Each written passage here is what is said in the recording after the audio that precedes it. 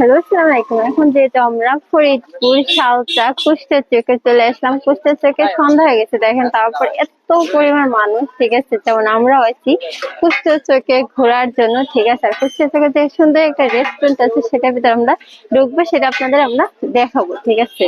যেটা আমরা রেস্টুরেন্টের ভিতর ঢুকতেছি, এটা কেমন কাঠ দিয়ে তৈরি করা, ঠিক আছে।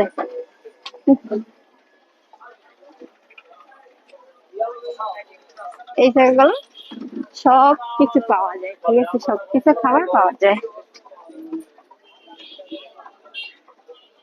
আর কুষ্টিয়ার থেকে আসবো, রেস্টুরেন্টে আসবো না বা ভিডিও করবো না, সেটা কি হবে বলেন? ভিডিও করতে হবে, কুষ্টিয়ার থেকে আসতে হবে ঘোরার জন্য, ঠিক আছে। ঘোরা হয়ে যাবে, সুন্দর একটা ভিডিও হয়ে যাবে। আর দেখেন ভিতরে গেলাম অনেক সুন্দর করে খাবার একটা জায়গা রাখছে, ঠিক আছে। এই জায়গা মানে সবাই খাবারের জন্য প্রস্তুত।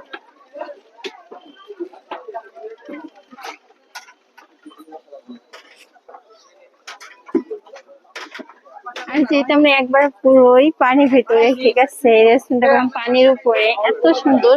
আপনারা আমার ভিউটা দেখে বুঝতেছেন চারপাশে মানে অনেক সুন্দর। আর এদের সুন্দর একটা চটপটি ফুচকার দোকান ভিতরে করছে, মানে সবাই খাওয়ার জন্য সুন্দর একটা পরিবেশ উপভোগ করবে। আর তাছাড়া সবচেয়ে বেশি মানে সুন্দর লাগছে যদি আমরা আরেকটু দিনের আলো থাকতে আসতে পারতাম, তাহলে মানে আরো সুন্দর লাগতো। দেখেন সন্ধ্যা হয়ে গেছে, তারপর এখন মানে পিছনে অনেক সুন্দর লাগতেছে, কারণ কি পানিতে এমনি সুন্দর। আর যদি এরকম খোলা জায়গা হয়, এরকম হালকা বাতাস আসে, এমন আবহাওয়ায় কারণ সবাই থাকতেছে, কারণ সবাই অনেক সুন্দর করে মানে অনেক সুন্দর ভাবে খাওয়া দাওয়া করতেছে এই জায়গা, ঠিক আছে।